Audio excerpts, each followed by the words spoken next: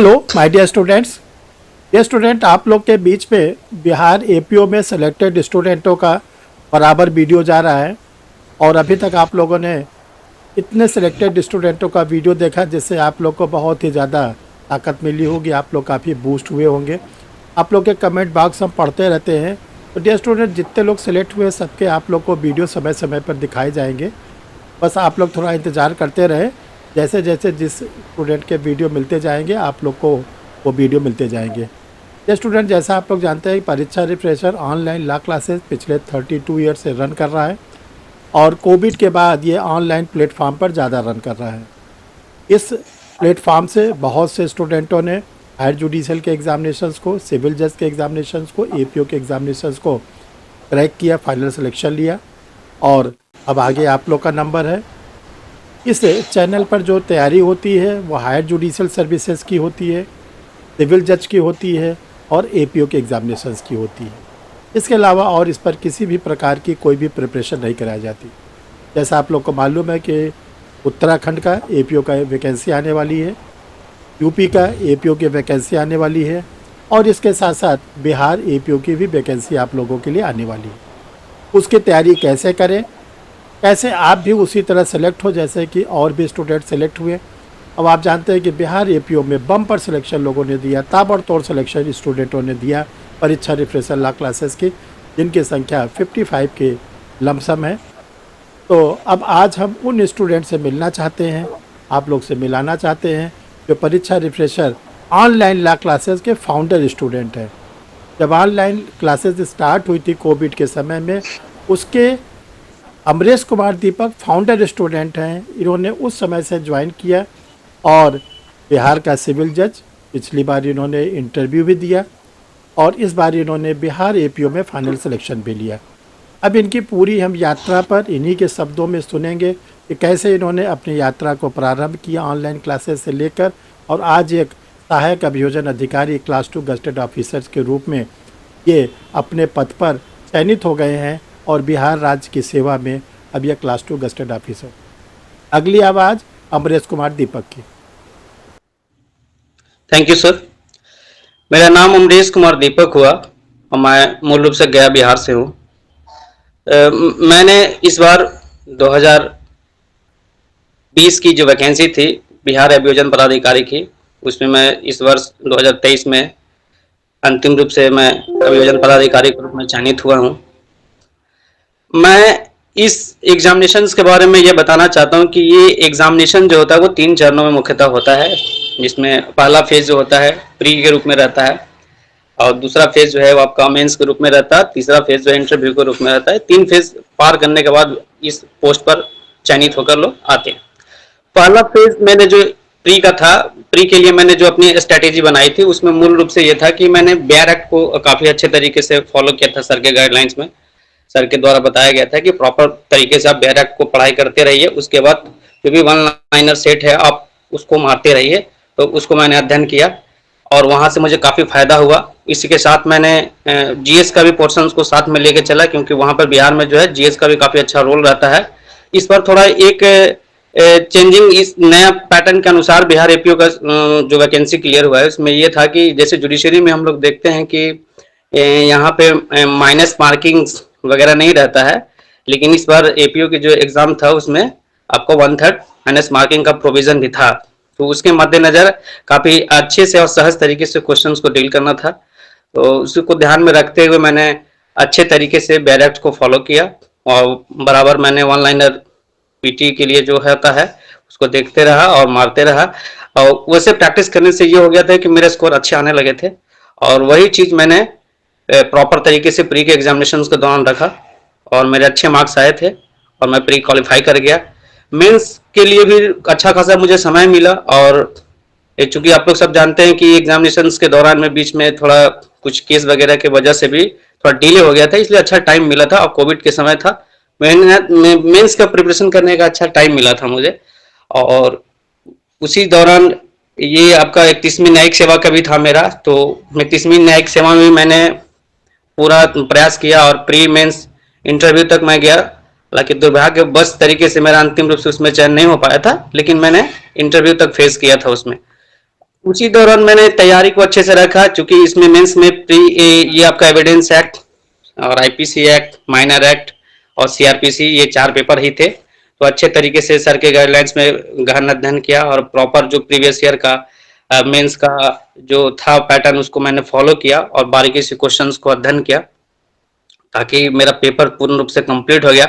Minor जो 6 नए act जोड़े गए थे उसके लिए सर से ही मैंने लिया और सर के गाइडलाइंस में उसको भी पढ़ा। तो मेरे चारों पेपर जो है लमसम पूर्ण रूप से कंप्लीट हो चुका था और अच्छे से मैंने तैयारी की और उसे मेंस में मैंने लिखा। अच्छा खासा मैंने मेंस में भी नंबर आया है। और इंटरव्यू के लिए भी जो तीसरा और अंतिम चरण होता है, सर के पास मैंने कंसल्ट किया और सर से इंटरव्यू की जो अथी है, जो टिप्स है उसको लिया और इंटरव्यू मॉक भी दिया इनके पक्ष।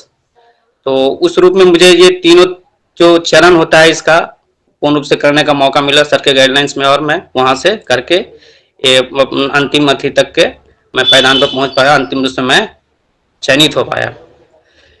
इससे पहले भी जो मेरा 31वीं न्यायिक सेवा का जो अनुभव रहा है, मैं आप लोग के साथ शेयर करना चाहता हूँ कि मैं सर के पास जो है तकरीबन जब ऑनलाइन जो कोविड के दौरान से स्टार्ट हुआ था, सारा जो सिचुएशन ये हो गया था कि सब कोई घर पे रह के ही तैयारी करने लगे थे, तो सर भी चालू किए थे। उसी समय मैं इनसे जुड़ा था ऑनलाइन के जरिए ही, और इनके गाइडलाइंस में उस समय मैंने उत्तराखंड एबीयू का भी दिया था एग्जाम। तो वहाँ भी मैंने प्री क्वालिफाई किया था, मेंस तक मैं पहुँच पाया था, हालांकि मेंस मेरा नहीं हुआ। और 31वीं न्यायिक सेवा की तैयारी किया, 31वीं न्यायिक सेवा में इंटरव्यू तक पहुंच पाया। तो सर का प्रॉपर गाइडलाइंस रहा था मेरे जब से ऑनलाइन स्टार्ट किए बैच उसी समय से, और प्रॉपर क्लास में अटेंड करते रहा, इनके गाइडलाइंस में रह के मैं आगे की अपनी जो स्ट्रेटेजी है फॉलो करते हुए पढ़ाई करते रहा और अंतिम रूप से मैं यहाँ तक पहुँच पाया हूँ। बहुत अच्छा दीपक। अब ये चाहेंगे कि आप उन स्टूडेंटों के लिए एक ये बताएं कि जैसे आपका जब इंटरव्यू हुआ एपीओ का अभी लेटेस्ट में, तो इंटरव्यू में आपसे कैसे प्रश्न पूछे गए, कितने मिनट आपका इंटरव्यू चला, ऐसे कौन कौन से प्रश्न से जिसके उत्तर देने में आपको कहीं दिक्कत आई हो, उसको भी ज़रा से खुलकर शेयर करें स्टूडेंटों के बीच।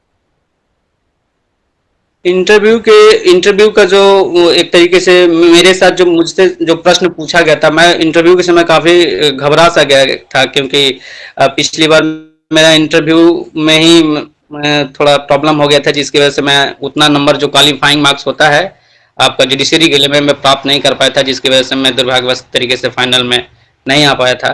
यहाँ उसी का थी सर, थोड़ा मुझे डर ज़्यादा सता रहा था, लेकिन मैंने अपने गहन तरीके से अध्ययन किया था अपने पूरा सब्जेक्ट्स को। इस बार बारीकी जो गलती मुझसे पिछली बार हुई थी मैं उसे दोहराना नहीं चाहता था। तो जो जो छोटे छोटे पॉइंट्स होते हैं, जैसे आप पहले भी बताए थे कि आपको छोटे छोटे बेसिक्स पॉइंट हो तो उसको ध्यान में रखिएगा, जैसे एफआईआर क्या होता है, चार्जशीट क्या होता है, फाइनल रिपोर्ट क्या होता है, आपका अपील क्या होता है, बेल क्या होता है, एंटिसिपेटरी बेल क्या होता है, कॉग्निजेंस क्या होता है, कॉग्निजेंस लेने का अधिकार क्या है, किसको किसके पास है। ये सारे छोटे छोटे पॉइंट्स को मैंने बना के रखा था सर, और उस पर काफ़ी मैंने प्रैक्टिस भी की थी, ताकि वहाँ पे किसी तरीके की कोई समस्या नहीं हो। इसी प्रकार से हर सभी एक्ट्स में मैंने सर, जैसे एविडेंस एक्ट में प्रिजम्पशंस क्या होते हैं, रेस जस्टिस क्या है, आपका हॉस्टाइल विटनेस किसे कहा जाता है, इन सारे चीज़ों को मैंने सर पूरा सभी एक्ट में लमसम ऐसे जो जो भी प्रोविजंस थे आपको वन लाइनर टाइप्स के, जो कि डायरेक्टली अगर देखा जाए सर तो इंटरव्यू में इसी तरीके के क्वेश्चन भी पूछे जाते हैं, और ऐसा भी पूछा भी गया था मेरे साथ। मेरा जो इंटरव्यू चला था सर वो तकरीबन 15 मिनट का इंटरव्यू चला था, जिसमें मेरे से सर 21 क्वेश्चन पूछा गया था, जिसमें मैं सर 15-16 क्वेश्चन का जवाब दे पाया था, और 5 क्वेश्चन का सर मैंने जवाब नहीं दिया। उनको डायरेक्टली सर मैंने सॉरी बोला, क्योंकि मुझे आता ही नहीं था सर उसका उत्तर, और आपने मुझे बताया था कि अगर किसी भी प्रश्न का उत्तर ना जाने तो उन्हें बरगलाने की कोशिश ना किया जाए, ज़्यादा बेहतर है कि आप उन्हें डायरेक्ट सॉरी बोल के आप निकल जाइए वहाँ से। तो मैंने ऐसा ही किया सर वहाँ पे। मुझसे 15 क्वेश्चन किया गया था सर। अगर आपकी इजाज़त हो तो मैं 2-4 हाँ उसमें बिल्कुल शेयर कर अरे सकता हूँ। बहुत ज़रूरी है वो तो, आने वाले स्टूडेंटों के लिए बहुत इम्पोर्टेंट। सबसे पहले सर मुझसे ये पूछा गया था कि आप गया से बिलोंग करते हैं तो उसके बारे में बताइए कुछ। सर मैंने वो शेयर किया। उसके बाद सर मुझसे सीआरपीसी में आए वो चेयरमैन साहब, हमसे पूछे कि आप मुझे बताइए कि डिस्चार्ज किसे कहा जाता है। मैंने डिस्चार्ज बताया। फिर उन्होंने बताया कि आप मुझे बताइए कि ये पॉक्सो का फुल नेम क्या है और इंग्लिश में मुझे बताइए था, क्योंकि मैं सर हिंदी मीडियम से था, तो उन्होंने मुझसे क्वेश्चन किया कि आप हिंदी में मत बताइएगा, मुझे इंग्लिश में इसका फुल नेम बताइए। मैंने इंग्लिश में उनको बताया। उसके बाद बताया कि ये एप्लीकेबल किस पे होता है। फिर उसके बाद हमसे सर उन्होंने पूछा कि रीट ज्यूरिसडिक्शंस के बारे में बताइए, कितने प्रकार के रीट्स होते हैं। उसके बाद सर हमसे सेरेसरी और प्रोहिबिशन रीट्स में डिफरेंस पूछा गया हमसे कि ये बताइए। फिर SC/ST एक्ट में कंपनसेशन से संबंधित हमसे पूछा गया कि कंपनसेशन किनको मिलेगा, किन परिस्थितियों में मिलेगा। फिर हमसे पूछा गया कि SC/ST एक्ट के अंतर्गत इन्वेस्टिगेटिंग ऑफिसर कौन होता है। मैंने बताया सर DSP रैंक के ऑफिसर जिसमें होते हैं, तो वो हमसे पूछा गया। फिर हमसे पूछा गया सर कि आप इस क्षेत्र में आने का आपका रुचि कैसे जागा। तो सर मैंने अपने तरीके से दिया, क्योंकि मेरा कोई फैमिली बैकग्राउंड था नहीं कि मैं उनसे प्रेरित होकर आया था। मैंने बताया सर कि सर मैं मूवी वगैरह इन सब चीज़ों को देखकर जब घर में चलती थी सर, मैं उससे से प्रेरित हुआ था, और तब मैंने मन बनाया जब 9-10 में था, तो इस क्षेत्र में आने का। तो मेरे घर वाले, मेरे फादर ज़्यादातर उन्होंने बताया कि आप इसके लिए LLB करेंगे तभी कर सकते हैं। तो उन्होंने हमसे पूछा कि आप फ़िल्म देखते हैं क्या? तो सर मैंने अपनी रुचि बताई कि यस सर देखता हूँ। तो उन्होंने पूछा कि आप जॉली LLB देखे हैं? तो हम बोले यस सर। तो उन्होंने जॉली LLB से कनेक्ट करके क्रॉस एग्जामिनेशन का एक प्रश्न हमसे किया।